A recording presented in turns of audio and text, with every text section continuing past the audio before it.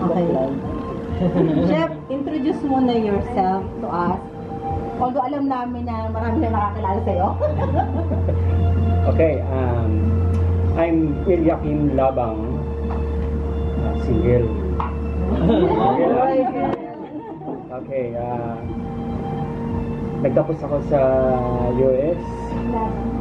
Nag-aral ako ng baking doon, sa Chicago, Illinois. Nagtapos ako ng management and then proceed ng baking sa London, and then Taiwan, Singapore. Marami na rin bansa akong naikot para lang kapag-aralan yung pinakamasarap na cakes kung saan na-apply ko dito sa shop.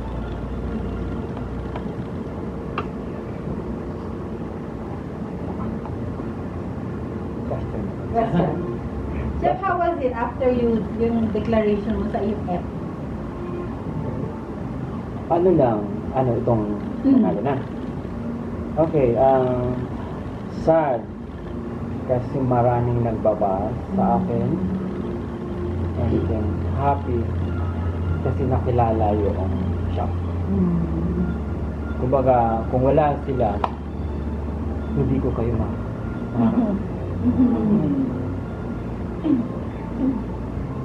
So, paano po yung, how was it, the sales and everything, yung parang yung turn around from bashing to clients? Una, sa pagdating sa sales, maganda result. Kasi sobrang ganda. Kasi dati, nung hindi pa ako nag-post ng against our president, oh wow, mahina. Inis namin yung renta, ang mahal, at yung mga stock. So, parang binigyan ako ng sign. Siguro yung sign ko na yun na mag-post against. Sabi ko, Lord, bigyan mo ako ng blessings. Gusto ko makilala itong shop. Gusto ko makilala karoon ako ng pangalan. So, ayun, nag-post ako na gawin, nahamon ko siya ng suntukan. Suntukan is a sport, so hindi masama yun, it's a crime. So, yun nga, binabati ko sa ko doon na ganito, hindi maganda. Hindi ba maganda yung paghahamon. So yun, mula noon, marami nang nagsisipuntahan dito na curious, ano ba ang meron ng history? Ayun, so doon na nag-start. Yung sales. Gumanda yung sales, kasalaman sa cakes. May mga feedback pa rin. So yung mga feedback na yun, kumbaga doon ka kukuha kung paano mo pa-improve yung produkto. Kasi normal lang yun sa business. Ayun, sabihin ko nga, huwag kayo ma-starstruck tayo. If ever, sir, na bumalik tayo dun sa time na nag-post ka, magpo-post ka pa rin ba na after mong mag-post nun kasi na marami nag-bash eh.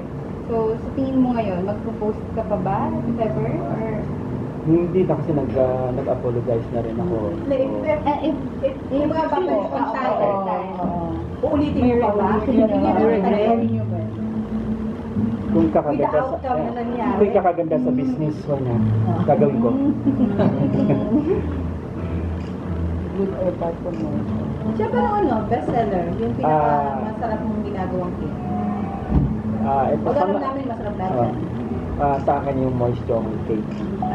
Yung pinamimigay niya. Inaral ko pa yan sa abroad. So, yun, natutunan ko doon. So, in-apply ko dito.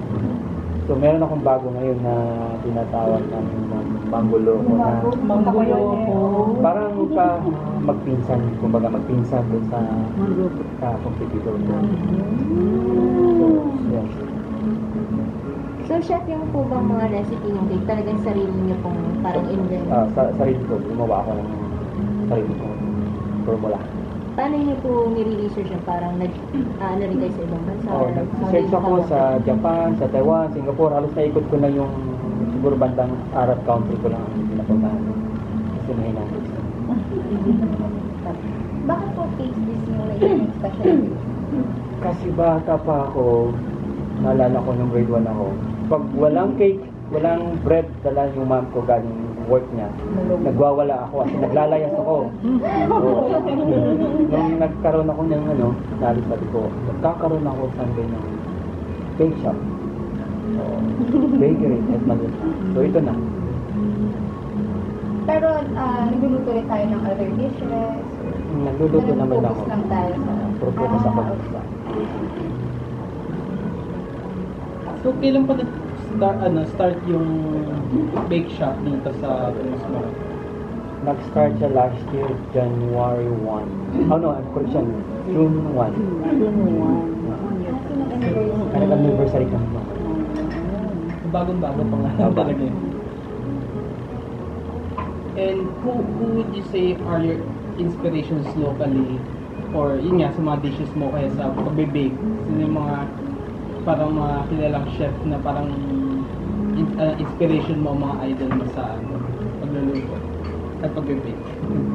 To be honest, wala pa akong nakitang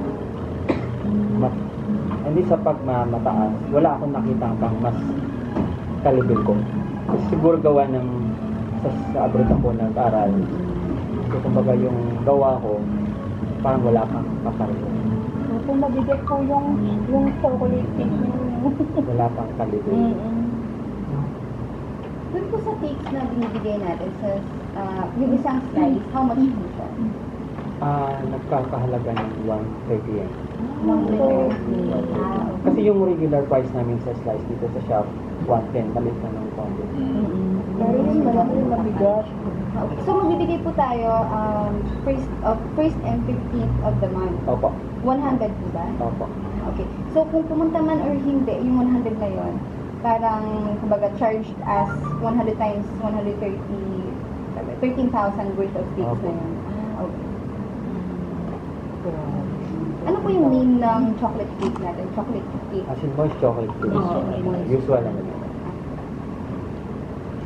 Meron din bang beverages na magandang ipares yung mga cakes nyo? Kasi usually for cakes, they are paired with coffee, they're paired with tea.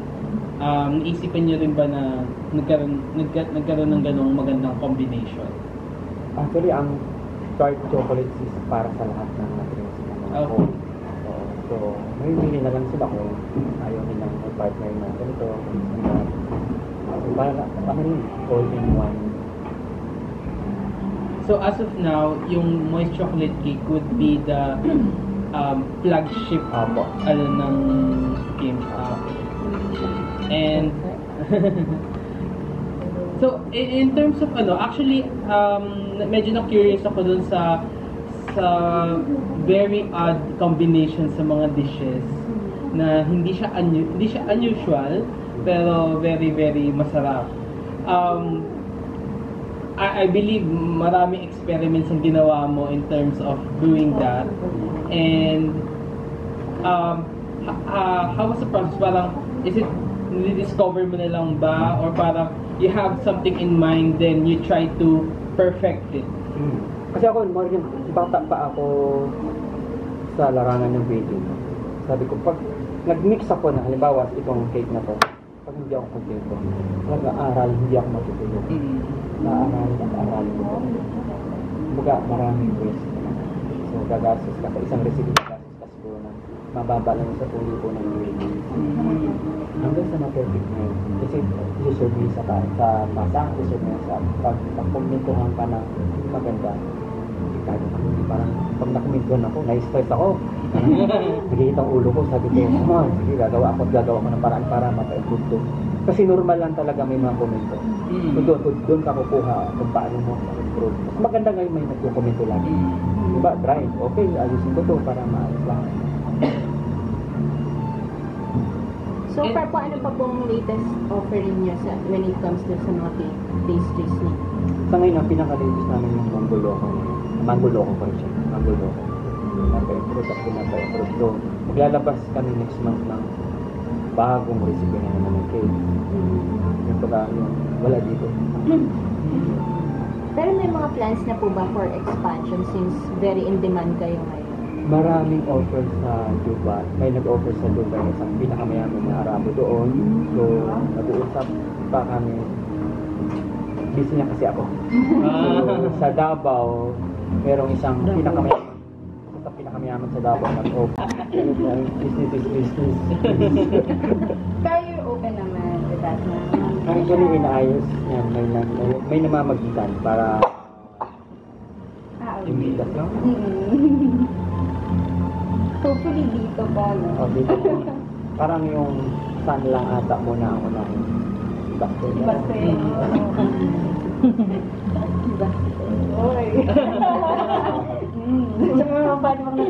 May nag-offer na rin, may nag-order na rin ba ng mga wedding cake? Parang marami na po. Marami na kami nagawa. Was there a time na parang may isang malaking challenge din na binigay sila na gusto kong cake na ganito kalaki, ganito ka ano? So far ngayon na sobrang busy, parang sabi ko na lang, wala pa kami. Hindi na muna namin nagagawa yung mga project na kalaki na.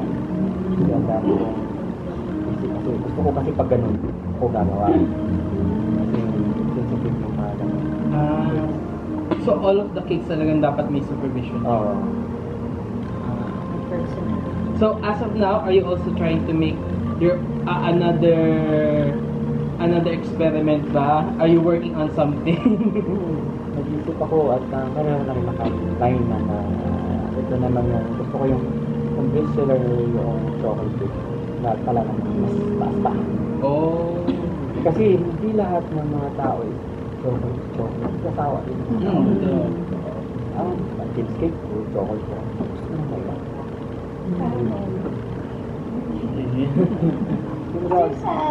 Sa nangyari, yung sa post natin, personally, ano yung naging lesson sa inyo?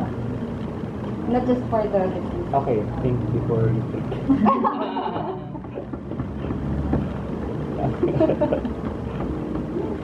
And well, for the I heard na may nag-claim na ng first cakes nila. Ano yung mga nakita mo reaction from the claimants? And yung mga nakatikim na rin ng cake. Kasi parang syempre, actually, yung nakita ko rin cake, ang ganda ng tignan, at saka masarap talaga na ano, diba? Mabigat. Oo. Pwede pa tapat sa Starbucks. Katulad kanina, nag-claim kanina, parang hindi siya ba vocal sa akin. Siguro may ano pa kamatang ko. Tinanong ko naman na, Master Cake, sabi ko, masarap po, masarap. Walang matasabi.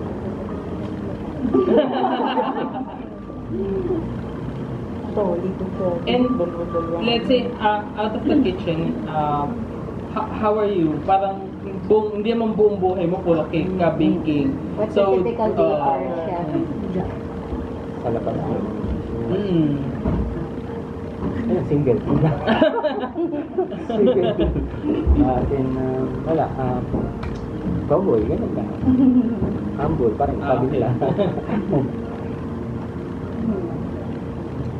Stop, guys. See you. Okay, thank you, Chef. Thank you. Picture. Okay. Photo.